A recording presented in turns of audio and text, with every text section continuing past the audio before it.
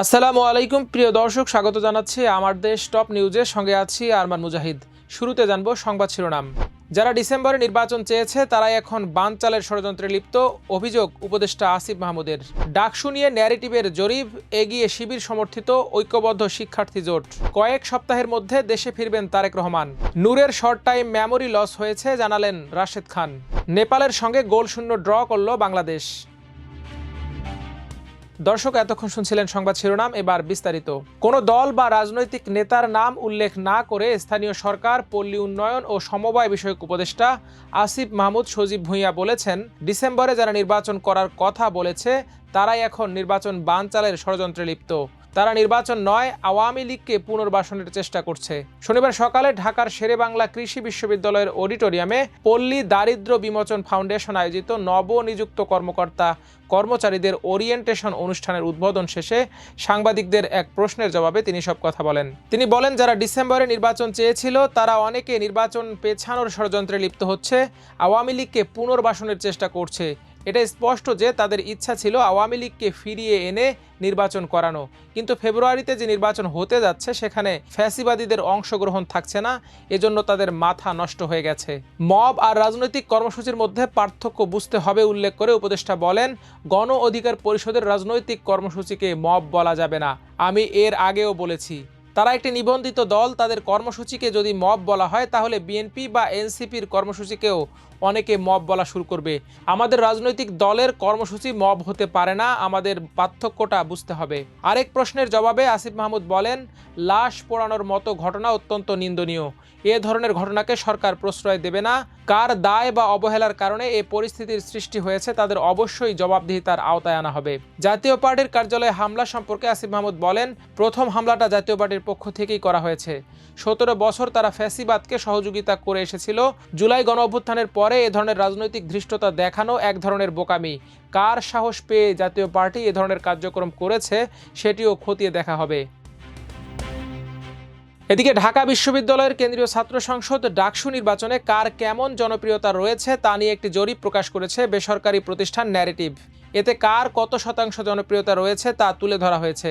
শনিবার এক সংবাদ সম্মেলনে এ তথ্য তুলে ধরা হয়। প্রতিষ্ঠানটির বিজ্ঞপ্তিতে বলা হয়, 30 আগস্ট থেকে 3 সেপ্টেম্বর পর্যন্ত এই জরিপ চালানো হয়েছে। এতে ঢাকা বিশ্ববিদ্যালয়ের আবাসিক শিক্ষার্থীরা ডাকসু নির্বাচন ও টপ 3 পজিশন নিয়ে কে কি ভাবছেন তা জানতে চাওয়া হয়েছে।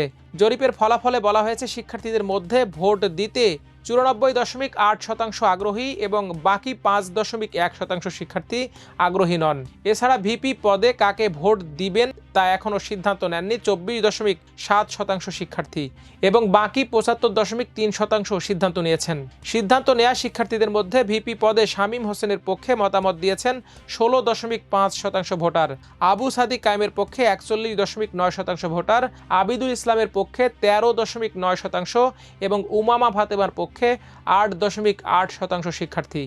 জরিপে বলা হয়েছে, জিএস পদে ভোট কাকে দিবেন তা ঠিক করেছেন 66.1% শিক্ষার্থী এবং 33.9% শিক্ষার্থী এখনও কোনো সিদ্ধান্ত নেননি। এর মধ্যে আরাফাত চৌধুরীর পক্ষে মতামত দিয়েছেন 16.1%, মেঘমল্লার বসুর পক্ষে 9.12%, এস এম ফরহাদের পক্ষে 32.1%, তানভীর বারী হামিমের পক্ষে 16.1%, আবু বাকের মজুমদারের পক্ষে 13.7% শিক্ষার্থী। এজিএস পদে ভোট দেওয়ার ব্যাপারে এখনও ঠিক করতে পারেননি 40.8% শিক্ষার্থী।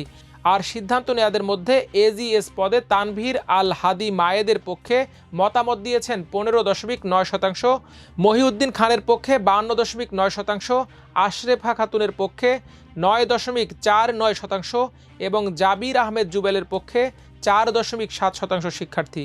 বিজ্ঞপ্তিতে বলা হয়েছে, অল ওভার জরিপে ঐক্যবদ্ধ শিক্ষার্থী জোট এগিয়ে আছেন বলে মনে করা হচ্ছে। তবে যেহেতু এটি কেবল আবাসিক শিক্ষার্থীদের মধ্যে করা হয়েছে, ফলে বিপুল সংখ্যক অনাবাসিক শিক্ষার্থীদের মতামত এখানে প্রতিফলিত হয়নি। এর আগে শুক্রবার যুক্তরাষ্ট্রভিত্তিক মানবাধিকার সংগঠন সোচ্চার টর্চার ওয়াচডগ বাংলাদেশের এক জরিপের ফলাফলে বলা হয়, শিক্ষার্থীদের 32% মনে করেন সাদিক কায়েম ভিপি পদে বিজয়ী হবেন, 7% ভোটার মনে করেন ছাত্র দলের প্যানেলের ভিপি প্রার্থী আবিদুল ইসলাম খান জয়ী হবেন এবং স্বতন্ত্র প্রার্থীদের পক্ষে রয়েছেন 22%, আর 34% ভোটার এ বিষয়ে মতামত জানাতে রাজি হননি।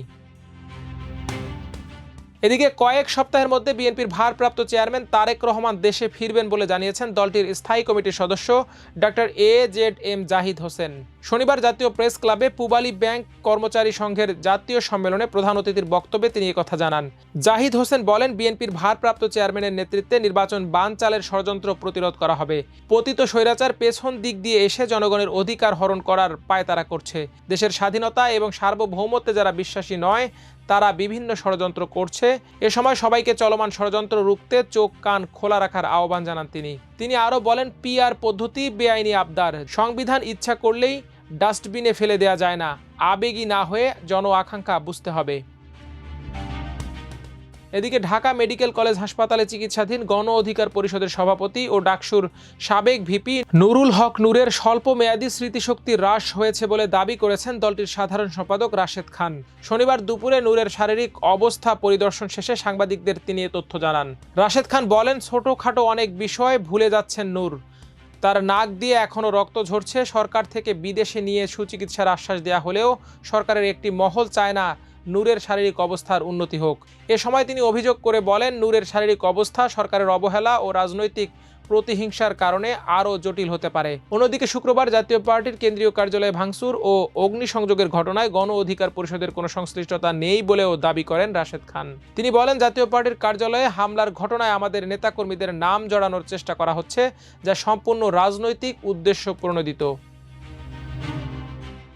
এদিকে এশিয়ান কাপের বাছাই পর্বের অংশ হিসেবে 2টি প্রীতি ম্যাচ খেলতে নেপাল গিয়েছে বাংলাদেশ জাতীয় ফুটবল দল। প্রথম ম্যাচে দু দলের কেউই জিততে পারেনি। নেপালের সঙ্গে ম্যাচটি গোলশূন্য ড্রতে শেষ করেছে বাংলাদেশ। কাঠমান্ডুর দশরথ স্টেডিয়ামে দলের 2 মূল তারকা হামজা ও সমিতকে ছাড়াই খেলতে হয় বাংলাদেশকে। এছাড়াও দলে ছিলেন না ফাহমিদুল। বাংলাদেশ কেমন পারফর্ম করবে সে নিয়ে উঠেছিল বড় প্রশ্ন। হামজা না থাকায় অনেক দিন পর শুরুর একাদশে সুযোগ পেয়েছিলেন অধিনায়ক জামাল ভুঁইয়া। বাংলাদেশ অবশ্য শুরু থেকেই নেপালের রক্ষণ ভাগের পরীক্ষা নিয়েছে, তবে কিছুতেই তাদের রক্ষণ ভাগে চির ধরাতে পারেনি বাংলাদেশি ফরওয়ার্ডরা। নেপালও আক্রমণের চেষ্টা করেছে শুরু থেকেই, কোনো দলেই গোল করতে না পারায় শেষ পর্যন্ত গোলশূন্য ড্রতেই শেষ হয় ম্যাচ। দর্শক, আজ এ পর্যন্তই। সবাই ভালো থাকুন, সুস্থ থাকুন আমার দেশের সঙ্গে। আল্লাহ হাফেজ।